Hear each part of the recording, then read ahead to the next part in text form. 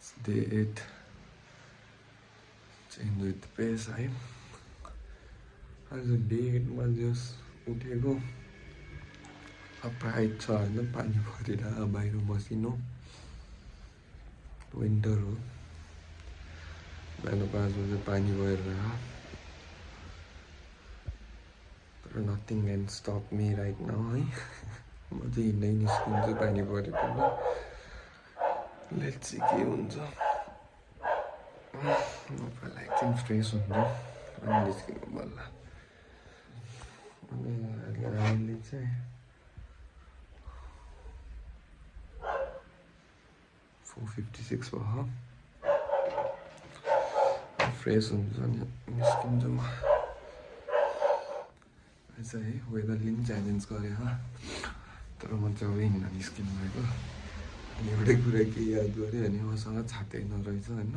अब टक्क मम्मीसँग छाता माग्ने अनि निस्किने हो ल म चाहिँ वाकमा लागेँ म चाहिँ निस्केँ हिँड्न है अब म त छोरेबाट पनि पोखरीको बाटो हिँड्छु पानी परेर जस्तो के भएन भन्नु तर ठुलो पानी त पऱ्यो होइन विन्टर हो नि त तर मलाई न्यानो त न्यानोको बेला निस्क्यो तर सोचे जस्तो चिसो चाहिँ नरहेछ यार एवं के हुन्छ आज छाता माग्छु भनेको यार बिहान के उठाउने भयो मम्मीलाई छाता नलिकन धेरै ठुलो त पऱ्यो होइन ठुलो पऱ्यो भने चाहिँ लास्टै स्याड हुन्छ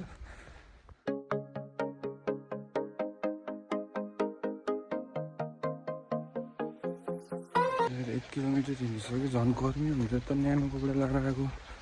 पानी नि परेर के हो आज बडी स्वेटिङ गरिरहनु 1 किलोमिटरमै धेरै न्यानो कपडा चाहियो अब पानी नि परिरहेको भिजा बनायो आई डोन्ट नो जब भयो फोटो क्याम्पतिर चाहिँ पानी अन्त रोकियो अहिले है पोखराको पानी अब हरेर कतिखेर पानी पर्छ पर्दैन धेरै कपडा लाएर धेरै त होइन अन्त न्यानो कपडा लाटेर पसिना चाहिँ यस्तो निस्किरहेको साह्रो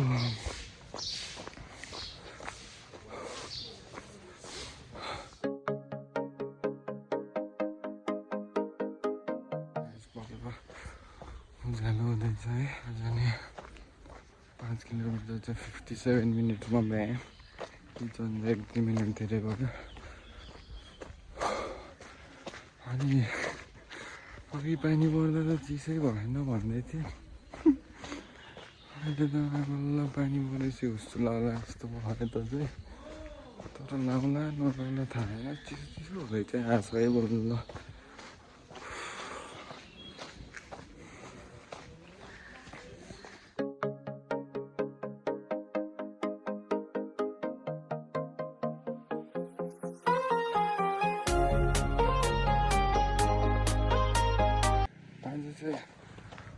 मैले उठ्ने बित्तिकै पानी परेको थाहा पाएको थिएँ होइन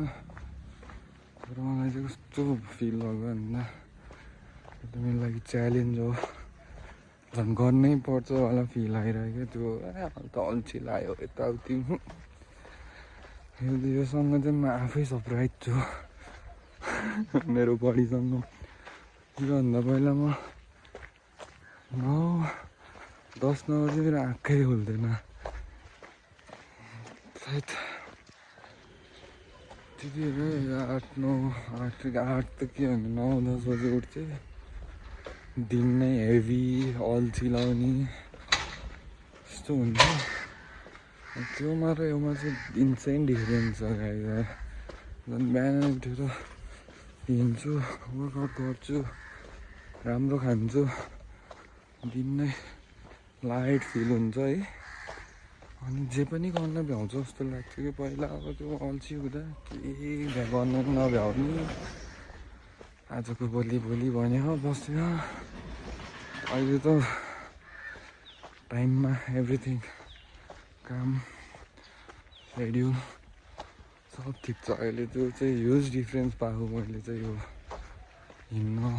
चाँडो उठ्न वर्कआउट गर्न थालेपछि चाहिँ है तपाईँले पनि ट्राई गर्नु है ट्राई गरेसम्म थाहै हुन्न आजको दिन चाहिँ क्रेजी वेदर जाला जस्तो छ चिसो यस्तो बाटो नि क्लिन लेखेको पानीले भिजेर है 7.8 समथिङ भयो घर पुग्दा ट्याक्क 10 किलोमिटर पुग्छ सर त कति हिँड्यो भने 10 किलोमिटर पुग्छ नि ट्याक्क थाहा हुन थालेन है युज टु हुन थालेको म चाहिँ घर गएर वर्कआउट गर्छु बुक पढ्छु त्यही हो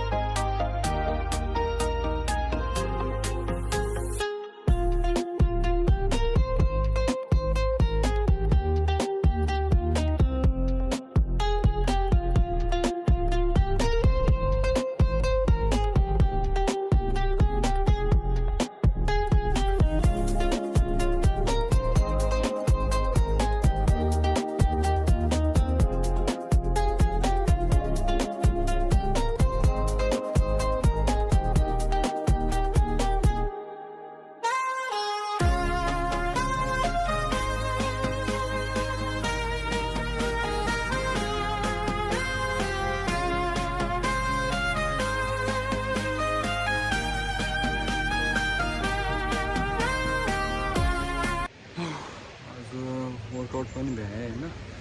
अब बुक पढ्न छ तर वेदर नि यस्तो छ है होइन तर किन कसा लि भनेर माइन्डले होइन अब चाहिँ म एकचोटि कोल्ड सावर लिन्छु अनि बल्ल रिल्याक्स फिल हुन्छ म चाहिँ अब कोल्ड सावर लिन गएँ होइन कोल्ड सावरले सिम्पल अझै रिफ्रेसिङ फिल हुन्छ सावर लिन जानु लाग्यो है आज चाहिँ बडीले किन सावरली भने जस्तो फिल भयो यस्तो चिसोमा यस्तोको कोल्ड सावर हो ज्यानबाट भाफ निस्केर भने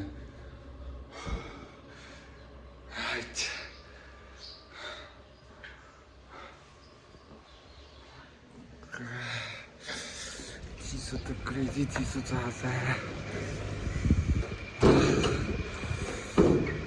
वर्कआउट र वर्कले मेन्टल्ली फ्रेस होइन मेरो त कोल्ड सावरले चाहिँ बडी फ्रेस फेरि विन्टरमा कोल्ड सावर पछि चाहिँ न्यानो हुनुपर्छ कि हान्छ ज्यानलाई फेरि त्यो चाहिँ तर आज जुन त मजा आयो जस्तै रिफ्रेसिङ भयो बस्नु लाग्यो है ब्रेकफास्ट गरेँ